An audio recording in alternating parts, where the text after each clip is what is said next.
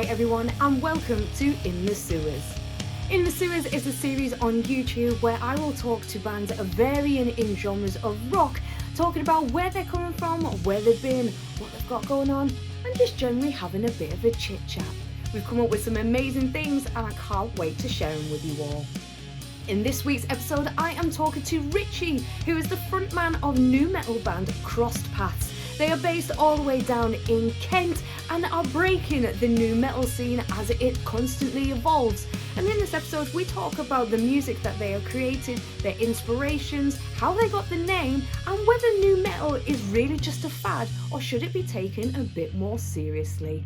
But anyway, enough of me talking, let's get back to the action. Hi, Ritchie. Thank you so much for joining Glamrat in the Sewers this week. How are you doing? You all right? Well, it doesn't smell as bad as I expected it to, so it's probably the best sewer I've encountered. Not that I hang around them often, so you know. You know, I've got to try and make it look nice some way. Exactly. Well, look, you've got a new Ninja Turtles film out, so it's a good time to be hanging in the sewers, isn't it? You know. Exactly. Where else do I need to be? I love Ninja Turtles. I loved it as a kid Yeah, so much. yeah, It was yeah. great. We had like a green sofa. It was the 90s, so I used to and they had round cushions, and so I'd like strap a cushion to my back with a scarf. I'm reminded of this as if it's going to be embarrassing. I'm like, no, it's cool. No, it's It's pretty totally cool. cool. And I bet you ate Yeah, I loads love of them. pizza as well. Yeah, I probably eat more now, to be fair. But, yeah, Than ever before. yeah, yeah, for Well, sure. Richie, you are a part of the new metal band Crostpaths. So Yeah. you guys started in 2019 and you had big ideas, but then life kind of didn't go in that direction. Yeah, yeah. Because like our old band, there's a core four of us, and a fifth sort of not a ghost member, but a guy that is in so many other projects that he's our producer, keyboardist, and he's in Salvation Chain if you've heard of them, and Inquire Within if you've heard of them, and loads Yeah. of other groups. But that's Erin, and the core four of us, myself and Owen, we were in another band that was kind of punky, rappy. James and Mikey, James drummer, Mikey guitarist. They were in a band that I think had about 2 or 3 names in the end. It was Atlas and it was Armor Tile. They were more post-hardcore emo. I think Crosspaths kind of sounds like a mix of those two sounds. And the reason we got together was because those 2 projects finished. And Right. so by the time we demoed the first few tracks and were ready to release them to the public, we actually made sure we had some like promo content for them and stuff because we'd done bands before. We knew what we were sort of knew what we were doing. We were like, let's get everything in order. By the time we'd sorted that, it was like late 2019, and we were like, well, let's just put the 2-3 tracks out, see if we get any feedback. Seemed to go okay, and we had gigs booked for like February, March 2020, and then, as you say, yeah, so that kind of was like Yeah. we had lovely momentum. Like we had that. You see a lot of bands come out and they hit the ground running, don't they? Because with the internet and algorithms and stuff, I think it likes new stuff, and we definitely felt that a bit. And then we lost it. We lost it because also with the momentum sort of thing, algorithms and what a tangent I'm going on already. You started me off now, but like, yeah, I know what you mean, I'm not though. complaining. I'm not complaining. It's we are like, we've done okay out of it, and there's some people that have really suffered. So yeah, it was just it was kind of like the best and worst time to launch a band, really. Oh man, yeah, I it's know. been What a weird. It's been time, weird. though. What a weird time it was for everybody, you know. But like you said, you seem Yeah, to have hit a spot with yeah, some people and you got kind of great feedback. And then you've managed to actually hit the ground running coming out of the pandemic. And you've had quite a few singles dotted about earlier this year as well. we know from gig turnouts and stuff that we must be getting sort of a consistent recognition. And it's not just been quantity, it's been quality as well. Because like Johnny Doom played us on Kerrang and Alex Holcomb played us on Radio 1. And it's not just about the big names, but it's kind of like when you see people you would hope would be eventually your peers or even people that you look up to. So like we played in Newport with the Kennedy soundtrack, who when new metal was new, they were Yeah. like one of the UK bands that were doing it. So we played with them, and Benji Webb turned up to see them because Dub War had played with them like the month before, and Wow. we kind of think, well, we must have done something right to be Yeah. being in the mix here, you know. Yeah. So You're flowing with it. yeah, You're just getting right in there. yeah, exactly. We're just going with the flow, and these cool things keep sort of happening. I don't think there's not, unless you're really financially backed, there's no such thing as making it anymore. And I hate doing air quotes, but like you have to be on the nose with that. Making it is really just a myth at this point, unless yeah, you have to have so many things fall in the right place. Yeah. So for us, it's bucket list, bucket list, bucket list, and like I say, those sort of examples, kind of just randomly mentioned. That's kind of where we're happy to sort of be. We'd like to get a bit further up the chain, but if it doesn't happen, we've got some good memories already. So I was going to say, because you guys always sound like you're having fun. Like, you've got a track called I Am the Liquor, which I yeah, play on my Scotland Rock show, and people do yeah. really enjoy it. Thank you very much. That's really cool. It's weird because we're from southeast England, Yeah. um, and so we actually haven't gigged much past sort of. I mean, we played the Breaking Bands this summer in the Midlands, and I said went down southwest to go to Wales and we've been to Bristol. We've not really gone up much, but I did a guest verse for the Breathing Method, who are an Ayrshire band Yeah. in Scotland, and we should be doing some tour dates for them next year. And I'm hoping we've got something bubbling up there, you know, because Probably we've have. never been there. I mean, Yeah. mentioning that though, as well, if you think about it, new metal seems to have made a massive return, especially in the last 12 months, or Mm. so, social media seems to determine. But what do you say to people who go, oh, well, new metal was just a fad? Because people like to hate on Limp Bizkit and Yeah. Korn and everybody of that nature, but them guys are still selling out arenas, So what do Okay. you think about that? I don't know. It's tricky because everything is cyclical, isn't it? So, Yeah. like, you know, in the '60s, you know, that was really a real. I mean, I know it started before then, but in the '60s, that was a big explosion of pop culture, rock and roll and stuff like that, wasn't it? Yeah. And then the '90s tried to kind of ape that, especially in the UK with Britpop and rave culture and stuff like that. It was kind of the modern equivalent. And you know, the '90s was 30 years after the '60s, and now you think we're 30 years after the '90s, which is It's when new awful, metal isn't kind of it? started. Yeah, it's a real. I don't know if I can swear on this, but it's a real head fuck, isn't it? Because Yeah, you're just it like, is. It is. so to think of something as a fad, it's like, well, these bands that blew up then, your Korns, your Limp Bizkits, and then like your most mainstream one was Linkin Park. Yeah. They're the last bands that sold records. I mean, My Chemical Romance did a little bit after that, but Linkin Park were like the last, and Limp Bizkit were the last record sellers. Yeah. Traditionally speaking, but it's weird because Linkin Park were also like very cutting edge with their use of the internet and technology, so they've always stayed current. So there's teenagers listening to them probably have no idea Chester's not around. Do you know what I mean? Because I mean, Yeah. how much attention do teenagers pay? I don't know, but Yeah. it's tricky. So when they say like dismissing as fads, I think that's still the people that were dismissing it at the time. Yeah. Do you know what I mean? Yeah. So Yeah. that was some bands embraced it. Some bands tried to jump on it. I mean, I remember going to Sonistra about 10 years ago, and they were still trying to carry on the beef. Rob Flynn was like, I think Machine Head pulled out because Limp Bizkit got booked late and got booked above them, and Yeah. Machine Head like pulled out of the festival, and it's like, this isn't even a thing anymore. You're middle aged. People love Machine Yeah. Head and people love Limp Bizkit. Just play the bloody gig. You played the bloody gig in the end, but it was just Yeah. like, I don't buy it. I think people, I don't. But the reason the word fad gets used is also the same reason guilty pleasure gets used. Yeah. So your Limp Bizkits. I mean, I've got a good friend of mine is a huge Insane Clown Posse fan. Not for me. Yeah. I used to really mock him for it. But as I've got older, I'm like, it's actually really cool that that stuff is a thing. It's got its own little subculture and its own little like it's a scene. And Yeah. I think Nickelback are another one, aren't they? I love Nickelback. I I don't give a love shit them. about what anyone says about. I don't I give a shit what love anyone else them. says. Yeah, they're banging, right?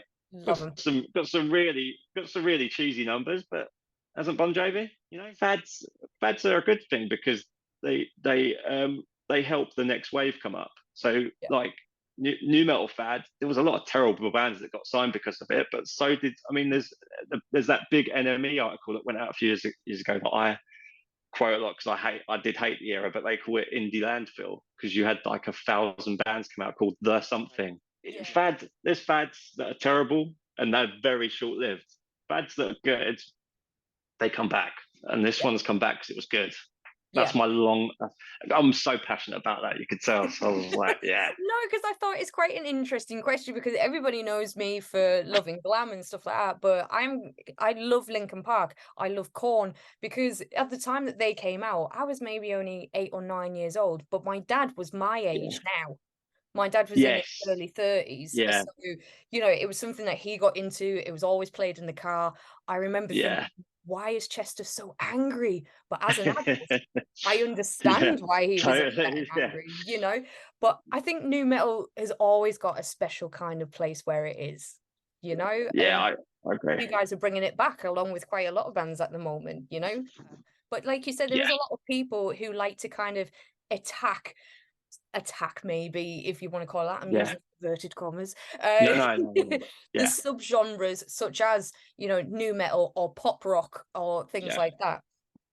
I think a lot of them are journalistic terms. Some of them are good because you like for us, like if we're putting a press release together, yeah, we might not like pigeonholing ourselves. Loads of bands don't like to do that, but you need to give a booker, a promoter, a radio station, someone. You need to give them a direction so they know where to place you. Yeah, So having a genre, like saying new metal, it's like okay, so they might sound a bit like. The funny thing with new metal is like it was so broad, wasn't it? It was. I yeah, it think at the was. time it was if it was heavy but sampled something. A lot of people just think it's rap metal, but it wasn't. Like System of a Down isn't rap metal. Korn, No, there's a lot of hip hop in it, but not really rap metal. Slipknot, a little tiny bit of rapping in it, but Slipknot was so extreme, but they were still called new metal. yeah. So Same with like yeah, Mudvayne and things like that as well. exactly. Like Mudvayne Yeah, are super progressive, aren't they? yeah, Super progressive. I mean, they'd fit more in now with like the gent kind of thing, in a yeah. They do way. now. Yeah, So, yeah. So it was so broad that the fact that anyone could dismiss it was a little bit like, well, you're dismissing all sorts of bands here. This is really silly. So yeah, just let's have some bloody fun. Because the one thing that genre, no matter what part of the sort of Venn diagram they're on, does is they have fun generally. yeah. Yeah, it is like when you saw the Limp Bizkit gig, people like to blame them for being quite aggressive because of what happened at Woodstock in '99. Mhm. Yeah, okay, maybe there was some stuff that was just like, edged on a little bit, but Yeah, he was a young man. It was the '90s, and you just ride on the adrenaline. Not that I'm yeah, defending stuff that happened, but that's just how that went. But like you said, people just try to, you know, they don't want other people to have fun with another genre, or yeah, that's how it comes across yeah, anyway. yeah, yeah. Gatekeepers, yeah, Yeah, and looking for a scapegoat all the time. I think talking to Nickelback earlier, I think one of the reasons that they get a lot of flack is Chad Kroger's got a huge ego, yeah, and and that's kind of what Fred's problem was at the time, as you say, he was a young bloke with almost overnight success. I mean, if you look back at the timeline now, yeah, it was like somewhere between '97 and 2001 was their like yeah, peak, and that's 4 years. I can't remember what I was doing 4 years ago, but it doesn't feel like that long ago. 4 years ago was what, 2019? That's yeah, when this band started.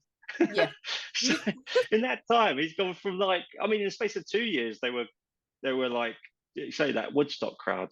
I mean, yeah, what are you gonna do? Probably not what Fred did, but like at the same time, could anyone say like yeah. they It would was a have known moment. what was happening? It was a Yeah, moment. How would they have known? How would you know? But I mean, that tells you something. Going back to what you said earlier about people writing it off as a fan, I mean, I don't think you get things like that Woodstock moment as much as it was terrible. You yeah, don't think you get that unless there's a real groundswell, and that's going to be something that's going to live long in the memory. Do you know what I mean? yeah, It's a yeah. weird way of looking at it, but the No, fact but that I we've get what you're just had the saying. documentary, yeah, it made an impact, and that's why we've just had that documentary. Because, like as they pointed out, there were a lot of those bands on that bill, but the way the crowd had been treated that weekend and basically Yes. starved and dehydrated and left to sort of like fend for themselves, Yeah, you play music like that, people are going to get amped, aren't they? And yeah, just exactly. it's not an excuse. no way. No, But of yeah, course not. no, We're not but advocating memorable, violence, but you not even totally close. understand the angle that's coming from that. It was a moment. It was a moment, but it's a memorable moment for all the wrong reasons. But like those bands, when you put them in the right environment, you don't get riots at their gigs, do you? Yeah. That was one time. So Yeah. Hey everyone, sorry to interrupt the interview mid-flow. I just wanted to say, if you like this episode and you want to see more, then don't forget to hit that subscribe button down at the bottom of the page. And if you want to be the first to see the brand new episode of In the Sewers, then don't forget to ding that little old bell. So come on everybody, ring my bell and let's get back to it. Yeah. So are they like your main influences when you're like trying to create things and stuff like that? So where does your lyrical kind of inspiration come from, and your beats and your guitars and all of them things? Where does it all come from? That's good. That's a good question, because we've only done some pods and interviews where there's been like 2, 3, 4 of us present. So it's always interesting to like see it what we all say, because you might get. We definitely. I think I said something about a Venn diagram a few minutes ago. Yes. I always use that as our example, because you've got like I think I'm the predominantly new metal guy, but then my parents are older than everyone else is in the band. So Yeah. I was brought up on 50s, 60s rock and roll and stuff like that. But so I don't just like, new metal. Do you know what I mean? Yeah. I like loads, like you said earlier, like loads of things. Yeah. And I loved hip hop when I was younger as well, because it's just anything that was rebellious when you get an adolescent. It's just, I mean, I was adolescent when it was Eminem and Limp Bizkit, So Love I was into Eminem at the time as much as I was Yeah. this. But I remember one of the first CDs I got was Fatboy Slim.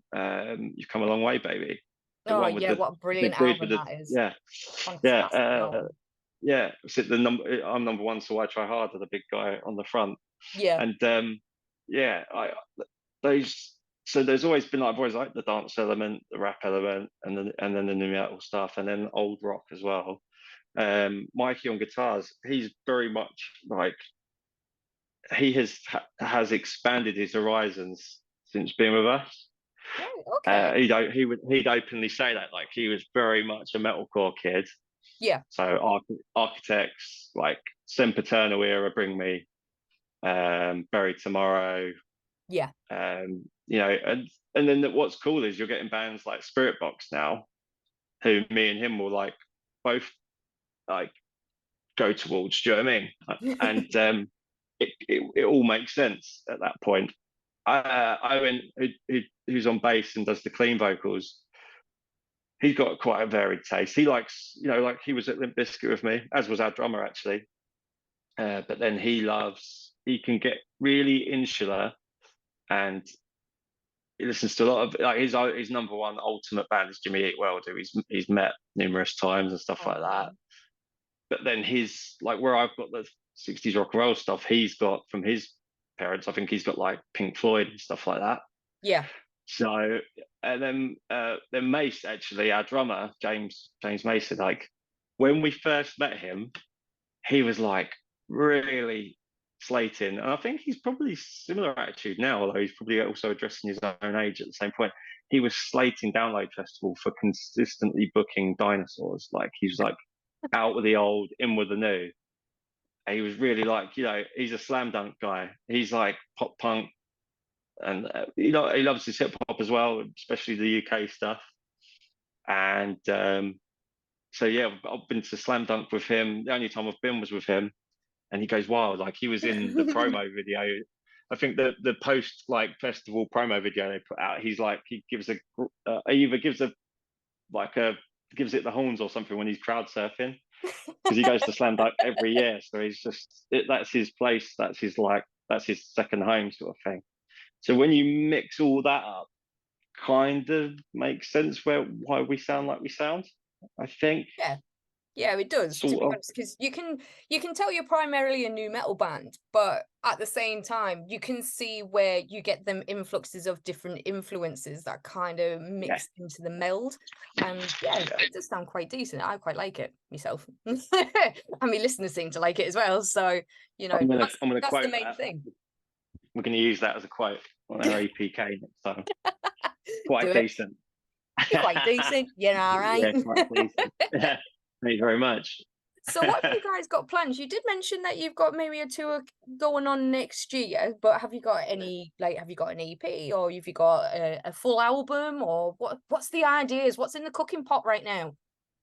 Good question, because we put out a 6-track in May, and Yes. so like our summer dates have kind of been unofficially in support of that. We haven't called it a tour because it's been like 2 or 3 gigs a month. Because, like I said ages ago, before I started chewing your ears off, there's no such thing as making it. So we've all got your standard jobs, and we've got bills to pay. And as I said to you on the DMs, like, I was planning I'd have to wing this interview a bit around baby, because I've got a 7-month-old daughter. Esme No, came along in little Lee. February. Yeah. Oh, little Lee. So things have changed, perspectives changed completely. So when it comes to like what have we got planned? The whole time we had that EP planned, my wife was pregnant, so I was like really not focused, and in a way, like, I'm proud of Inconvenient. those. Yeah, yeah. I mean, why? How did that Why? happen? I don't know. I don't know. But it's weird because that we put a lot into that record, but at the same time, I was heavily distracted for it as well. So Of course. I do wonder in like a couple of years if I look back at it and think, I could have done those songs better or something like that. But the guys couldn't, because they nailed it. But I wonder, like, some of the songs I've really struggled to learn, because suddenly we're coming to gig this summer, and I was like, I don't even know the words to that verse and stuff. And I'm sat there listening to it over and over again. It's just not sticking. My brain's in a different place to where it was You before. got baby brain and all. Yeah, exactly. And I was using that excuse for a while, but I mean, like I say, she's 7 months now, so I've got to get rid of that excuse and just Yeah, you're get gonna on have with to roll things. with something else. Yeah, exactly. And so in terms of like future plans, I think the guys have been a bit very respectful and understanding of that, to not do anything too solid, and just sort of, we've been in flux. So as I said earlier, we had all these grand plans when we started, and then we had to put the brakes on a bit and adapt, like everyone did. It wasn't just Yeah. personal to us. We can't pretend we were victims. Not just you guys. Like, no, it wasn't just us. It was everyone. But it's kind of like, and everyone's had their own stuff going on as well, not just me. Like within our band.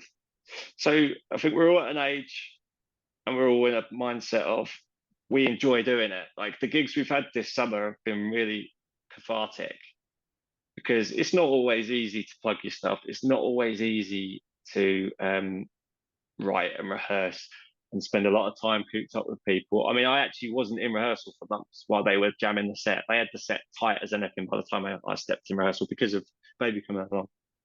And so by the time I stepped in, they were sick to the back teeth of the songs.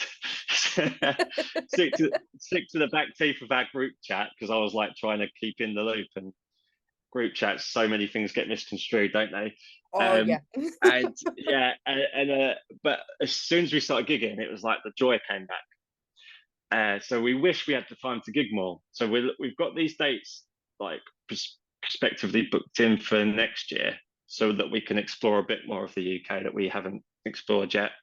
Yes. We're looking at the Midlands, we're looking up north, we're looking in Scotland, you know. So how did you guys Smooth. come up with the name Crostpaths? Because it's not like a conventional name, like, you know, so Yeah. why that name? So when we started the idea, because actually we were pretty burnt out. I mentioned earlier, like both our old bands had finished, Yeah. and it was like this was a roll of the dice, really. It's like we'll see if we'll throw enough at the wall and see what sticks. Yeah. That came from we had, I said about group chats earlier. You know, even before Zoom at times of 2020, we did a lot of preliminary discussions remotely. It wasn't a lot of like get around the table stuff. It was like, I mean, we did, but a lot of it was just back and forth.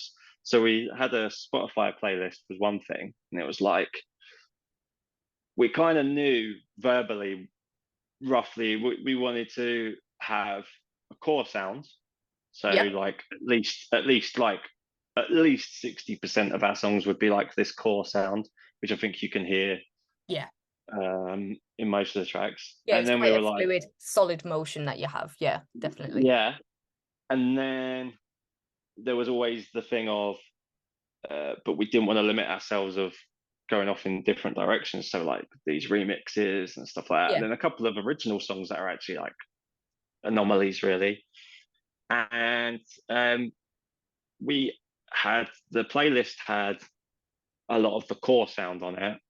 And I say core, literally core. There was a lot of metalcore on it. And two of the bands that were on it at the time were Crostpaths Yep. and Stray from the Path. And I had this thing in my head of not to jump on a bandwagon at all, but I really liked. I mocked earlier the indie landfill era of all the bands being called the. But I actually kind of like the metalcore thing of architects and stuff like that. It's like it's always a plural because it's a group. Yeah. I was like, it sounds like you're a team.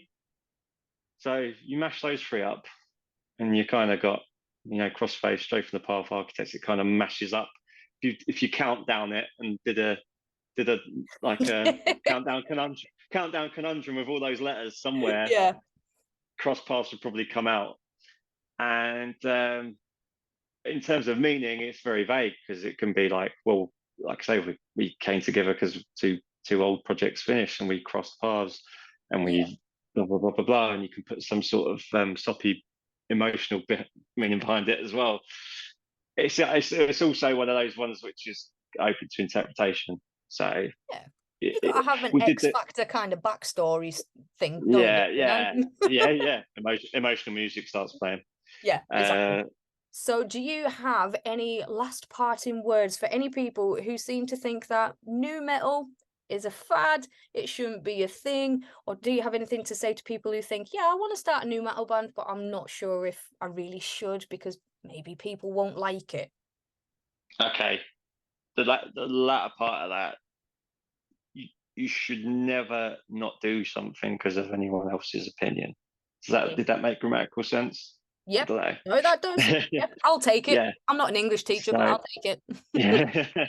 So, yeah, whatever you're aiming to do. So we say specifically in this instance, it's a music thing. I am completely dyspraxic. Can't play an instrument. I can't even drive, so I can't play an instrument. But somehow, I get away with doing vocals in a band that's been played on Radio 1 and Krang.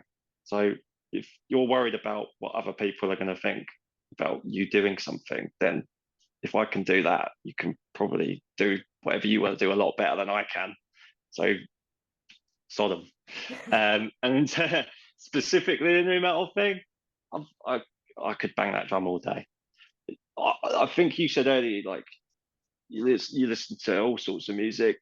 Like, I think it was maybe you said death metal doesn't really do it for you, but I bet there's death metal songs that you do like. And I'm a bit like that. I'm like, I'm not exactly going to put on some neo-classical jazz right now, but I bet if I walked into a room where there was a really cool neo-classical jazz song playing, I'd go, oh, that's a cool little track. I like lounge music. I quite like jazz lounge music. Like, yeah. You walk into a bar and it's so playing, it's always ridiculous to rule anything out. Yeah, exactly. Yeah, exactly.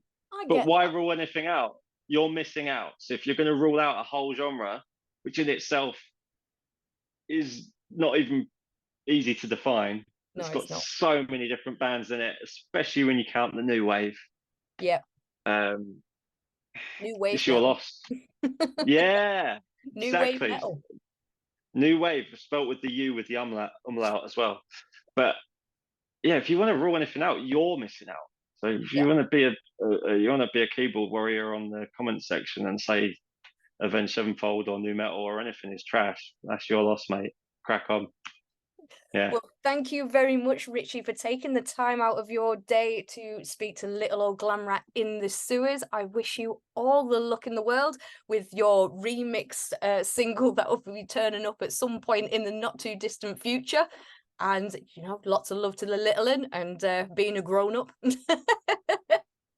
Thank you. Please take care, and we'll see you very, very soon. Cheers for having me. Thank you very much. Take care. Thank you so much, Ritchie, for taking the time out to chat to little old me. But make sure you guys check out Crostpaths on all their social media. You can find the links down in the description below, as well as links to their Spotify.